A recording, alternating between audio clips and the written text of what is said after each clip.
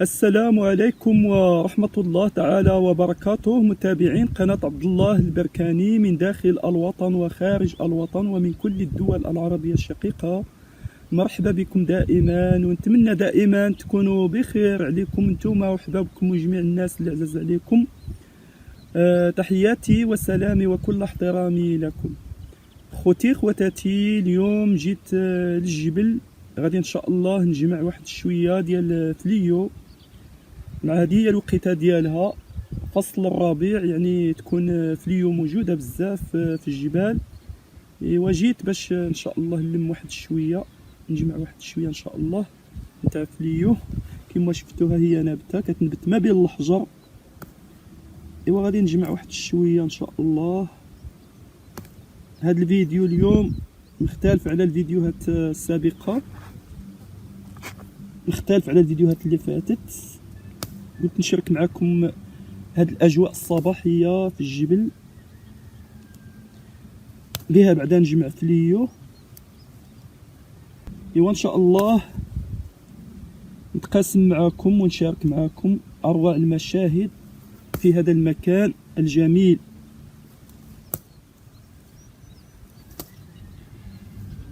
تبارك الله ما شاء الله، فليو واصله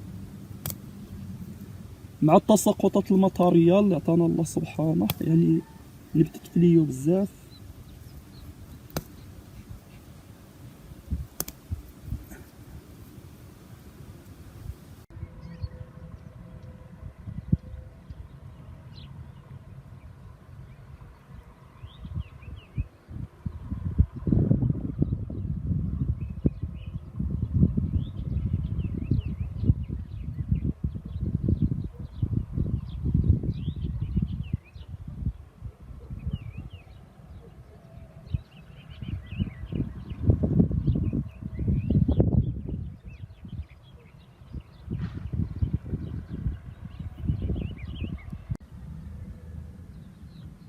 خوتي خواتاتي، كما راكم تشاهدوا معايا، هيا فليو.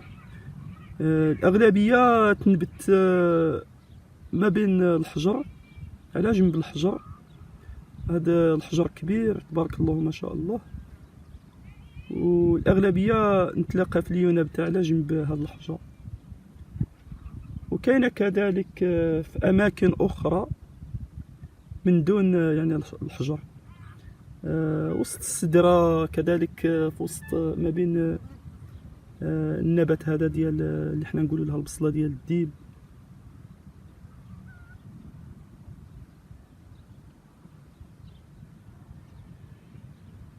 المهم غادي نجمع فليو ان شاء الله، وبقاو معايا حتى لاخر الفيديو. ها فليو تبارك الله ما شاء الله، موجوده فليو هاد العام، عذرها خضراء. غير وصل عليها فصل الصيف تيبس. من الاحسن منين تجمعوها كفليو تجمعوها تكون خضراء واصله بحال هذه، ولا تخليوها حتى تنور. بعض المرات تنور تكون واصله، من دار داك النوار ديالها هذيك تكون واصله. المهم تجمعوها، ايوا تديوها معاكم للدار، تغسلوها مزيان بالماء، تشللوها تغسلوها وتعاودوا تغسلوها بالماء، وديوها تنشف واحد الشبكه. ومن بعد تفرشوا لها واحد الكتانه تكون نقيه، توب يكون نقي، وديوها فوق داك التوب، وتخليوها تيبس غير عند الظل.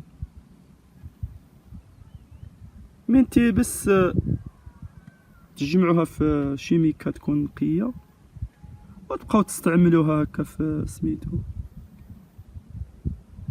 في لاتاي، ولا غير بحدها هكا طبخوها، ديروها تطلق في الماء طايب وتشربوها، هي صحيه.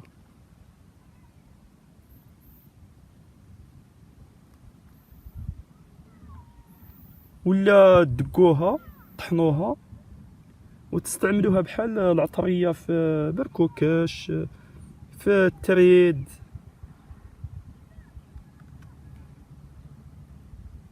ولا كما كيقولوا له في الغرب الرفيسه.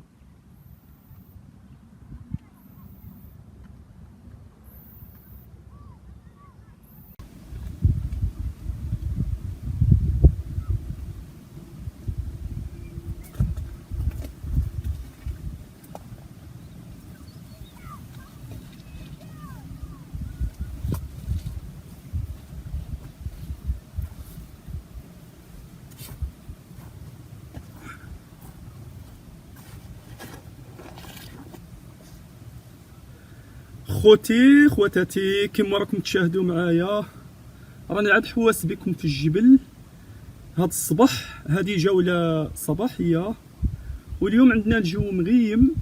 كانت قبيله السما صاحية، درك راها السما غيمت. نطلبوا الله سبحانه لا شريك له، له الملك وله الحمد، يرزقنا بالشتاء على قد النفع. امين يا رب العالمين. ونتمنى الصحة للجميع، الله يشفي كل مريض، امين يا رب العالمين يا ارحم الراحمين. ايوا كما شفتوا راني عاد حواس بكم، وراني نجمع فليو. جمعت هاد الشويه ديال فليو، راني درت عليها شويه في الصاك. المهم غادي ان شاء الله نزيد نحوس بكم. شوفوا هاد النبات تبارك الله ما شاء الله نبت هنايا.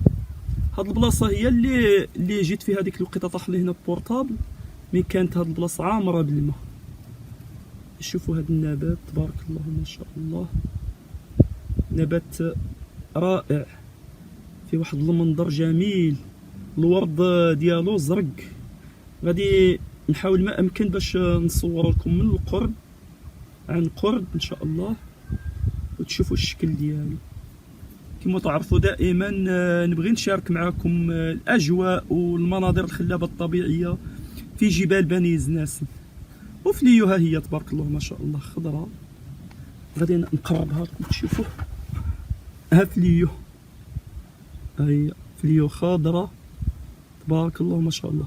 المهم غادي نديرها في الصاك، وغادي ان شاء الله نطلع من هذا الاتجاه، نزيد نحوس بكم منا ونشارك معكم الاجواء الصباحيه ان شاء الله والمناظر الخلابه الطبيعيه.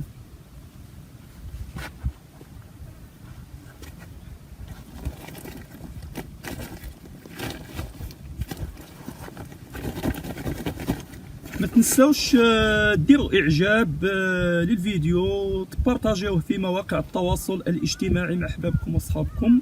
وبالنسبه للمشاهدين المتابعين اللي اول مره يشوفوا القناه، ضغطوا على زر الاشتراك وتفعيل الجرس. ضغطوا على تفعيل الجرس باش دائما يوصلكم الجديد ديال قناه عبد الله البركاني.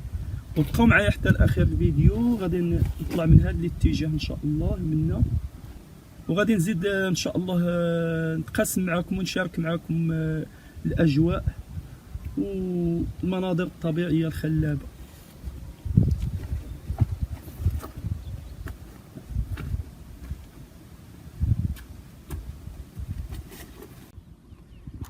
هيا النبته اللي قلت لكم عليها، دير هاد الورد زرق، اللون ديالو زرق. شوفوا الشكل ديالها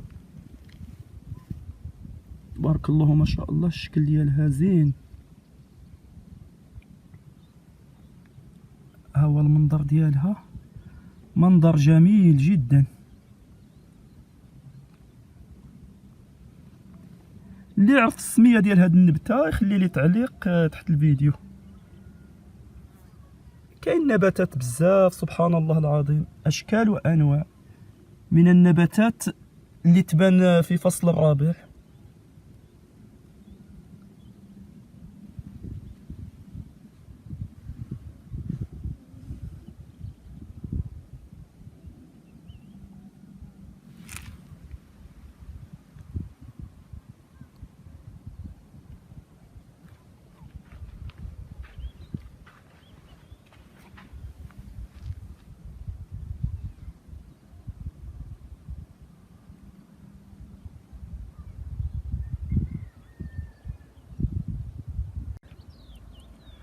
شوفوا اشجار الدفله تبارك الله ما شاء الله. دارت الورد، نورت، هذه هي الوقيته اللي تنور فيها. الورد ديالها وردي، وكاين اللي دير الورد بيض، كاين اللي دير الورد بنفسجي او مدادي، وكاين اللي دير عاوتاني الورد ديالها جاي بحال اللي حمر. المهم فيها اشكال وانواع.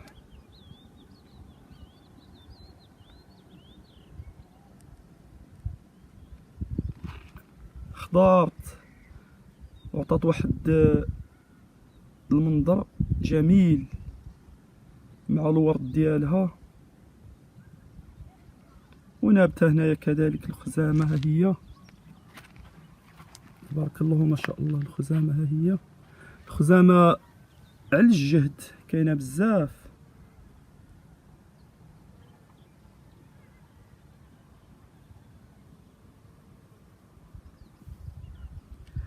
مع فصل الربيع كل شيء يبان خضر.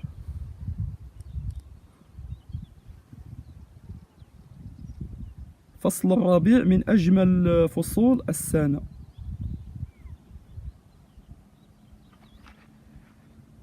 هي بركان تبان بالبعد،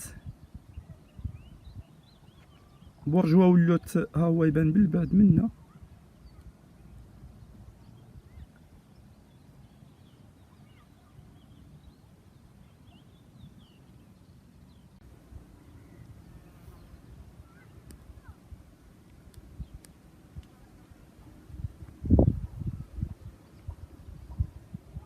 الخزامة هو يرتع فيها النحل.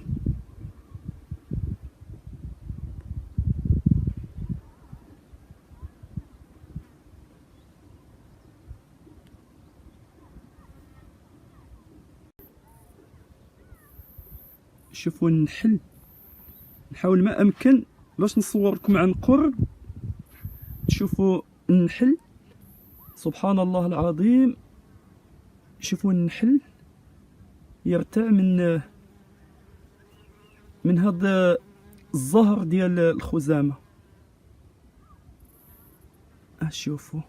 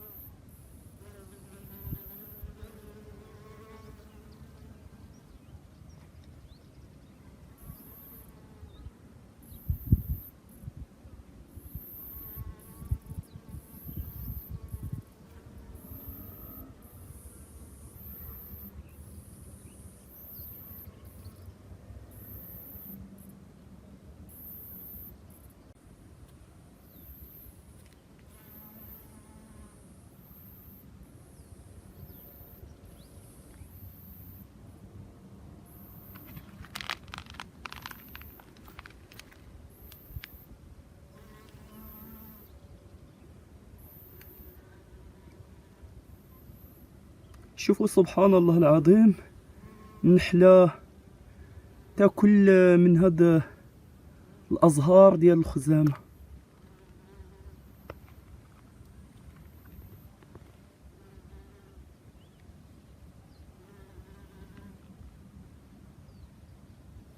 هذه هي الطبيعة الخلابة.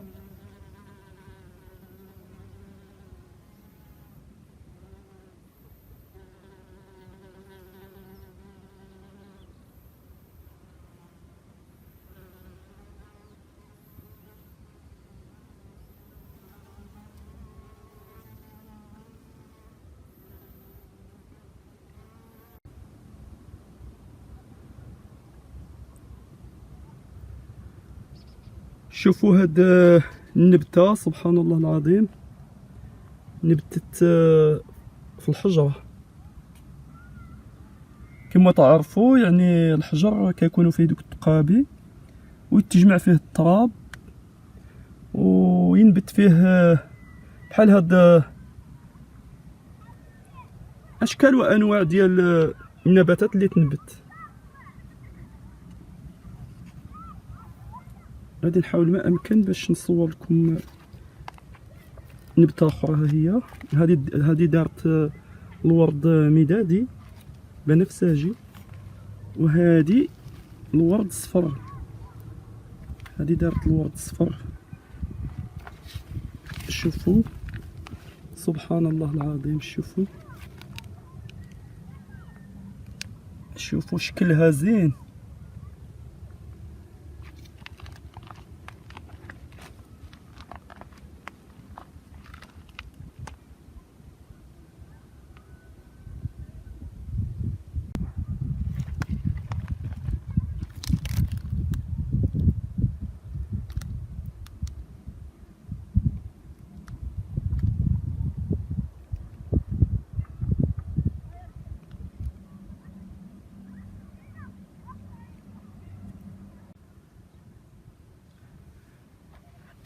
والعسل ديال هاد الخزامة غادي تكون العسل ديالها طبيعية ومفيدة. مادام هاد الخزامة فيها فوائد، اكيد يعني العسل ديال اللي يدير النحل من هاد الزهرة ديال الخزامة غادي تكون عسل طبيعية مفيدة. وجميع الاعشاب بحال فليو، بحال نونخا، ازير، زعتر، كاع هاد الاعشاب هادو مفيدين للصحة. والعسل ديالهم تجي واحد العسل رائعة، حتى في المذاق ديالها زين.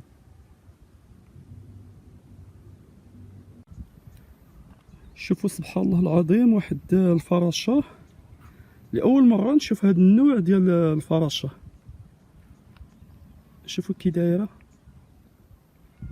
بغيت نقربها نصورها عن قرب الا ما هربطش باش تشوفوا شكلها، واللي يعرف سميتها يقول لي. سبحان الله العظيم، دايره بحال العصفور، بحال شي قوبع، دايره بحال الشكل ديال الطيور. شوفوا لاحظت تمشي غير عند الورد، شكلها غير قوبع. سبحان الله العظيم. شوفوا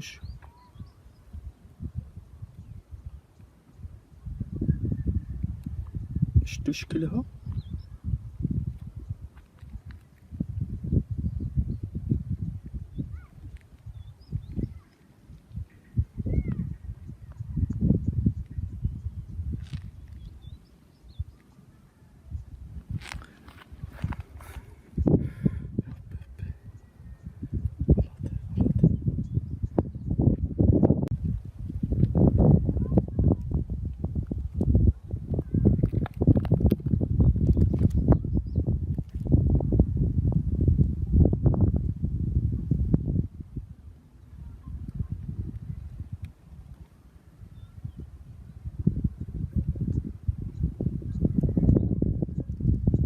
سبحان الله العظيم، شكلها عجيب.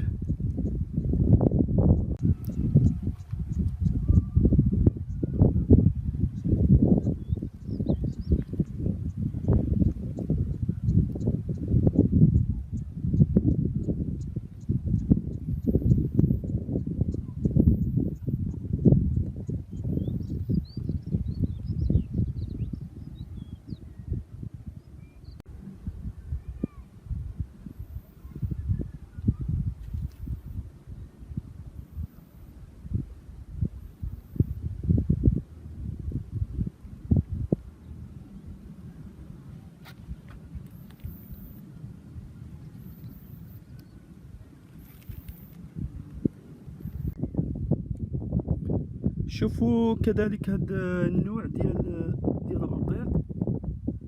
سبحان الله العظيم، وجات الفراشة. هذا النوع ديال الربيع يدير الورد بيض. كاين فيه جوج انواع. كاين واحد النوع كنا نقولوا له اللوايه، يدير الورد بنفسجي نفس الشكل، بحال هذا الشكل، غير هو هذاك اللون ديالو مدادي بنفسجي، والورقه ديالو مختلفه على هاد الورقه ديال هاد هاد الورد هاد الزهر.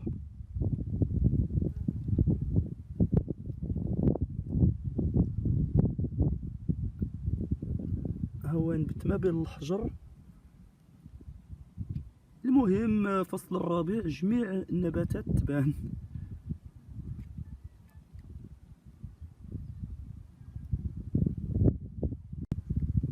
شوفوا هاد النبتة سبحان الله العظيم، كذلك نبتة ما بين الحجر، دير هذا الزهر ديالها صفر، الورد ديالها صفر.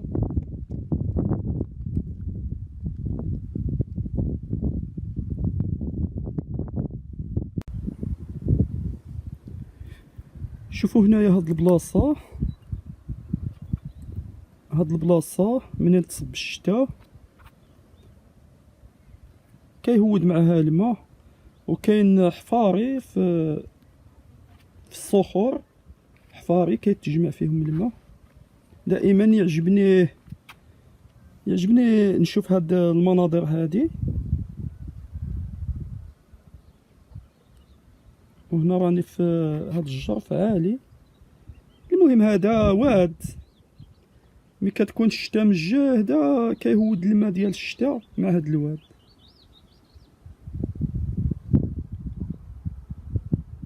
وكيصب في برج وولوت وزقزل، يصب في واد زقزل وفي واد وولوت، الماء ديال الشتاء اللي كيهود مع الجبال. كاين بزاف الويدان وسط الجبال، ولكن ناشفين ما بقاش فيهم الماء.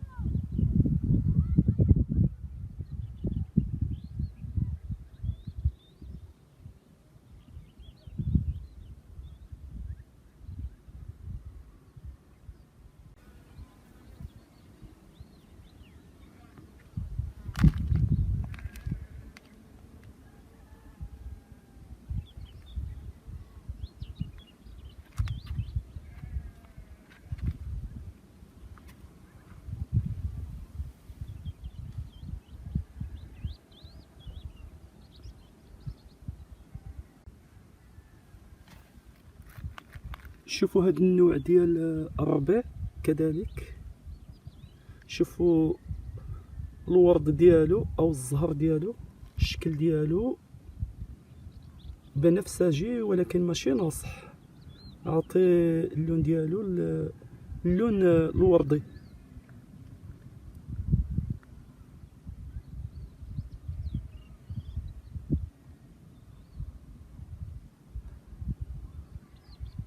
والقرنينة كذلك، نبتة القرنينة هذا العام. ها هي القرنينة، نبتة في هاد البلاصة الصراحة يعني نقية. هاد القرنينة كيديروا بها الطاجين، يطيبوها، تجي غير في فصل الربيع اللي تنبت في فصل الربيع. ان شاء الله غادي نحاول ما امكن ندير لكم شي طاجين بها في الجبل.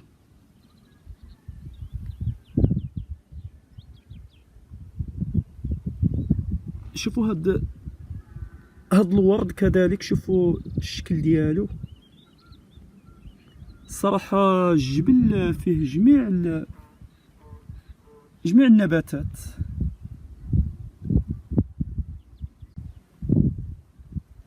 ها هو لقيت واحد الفكرون صغير بارك الله، صغير مسكين بزاف. وهذا النبات كذلك كيرتع فيه النحل.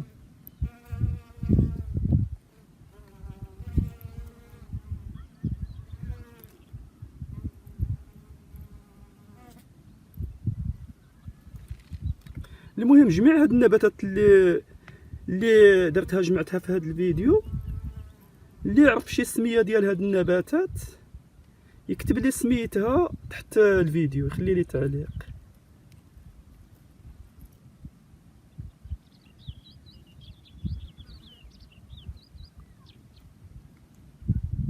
فكروا مسكين صغير بزاف.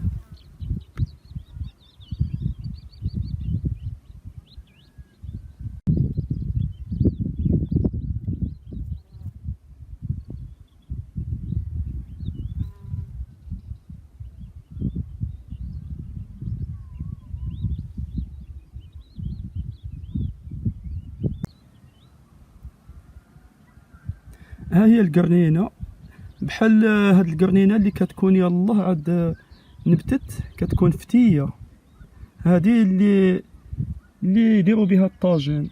اما من يفوتها الوقت تعصى تولي بحال الحطب. بحال دركي هادي فتيه، هادي الواحد يقدر يعني يديها ويدير بها الطاجين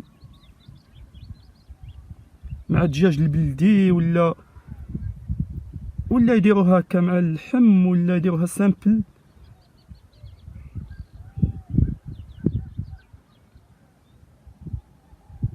ولا يديروها مع الدجاج ديال الضو.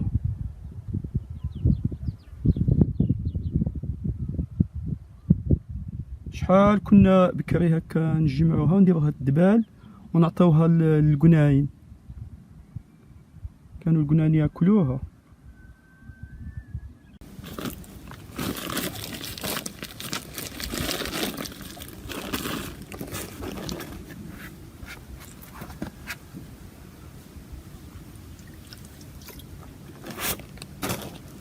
خوتي خواتاتي، مازال عاد راني حواس بكم في الجبل، ودائما الجديد، دائما اروع المناظر الخلابه الطبيعيه بجبال بني زناسن. دائما تقاسم معكم اروع المشاهد في جبال بني زناسن. وهنا هاد البلاص من صبت الشتاء، ايوا وتجمع هنايا الماء في هذا القلته، الماء صافي تبارك الله، الماء صافي.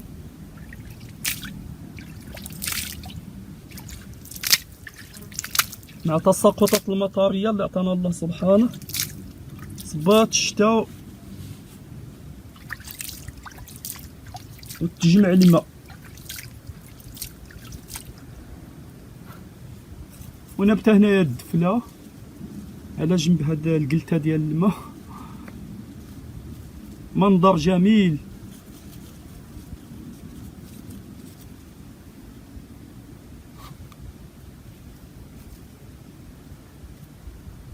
شوفوا تبارك الله ما شاء الله، الورد ديال الدفله رائع.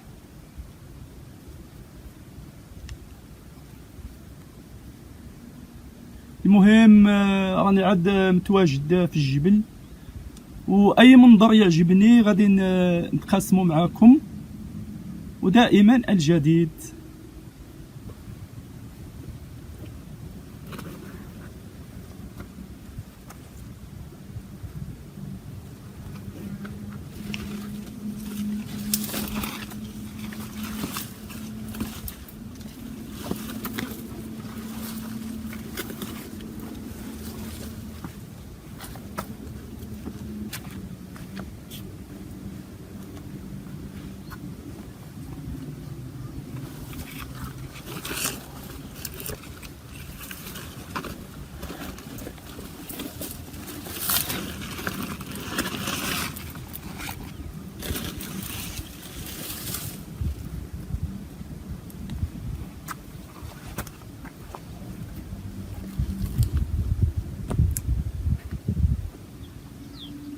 خوتي خواتاتي مشاهدين قناة عبد الله البركاني، كما شفتوا تقسمت معكم الأجواء الصباحية في هذا الجبل الرائع، وتقسمت معكم المناظر الخلابة الطبيعية. نتمنى تنال الإعجاب ديالكم.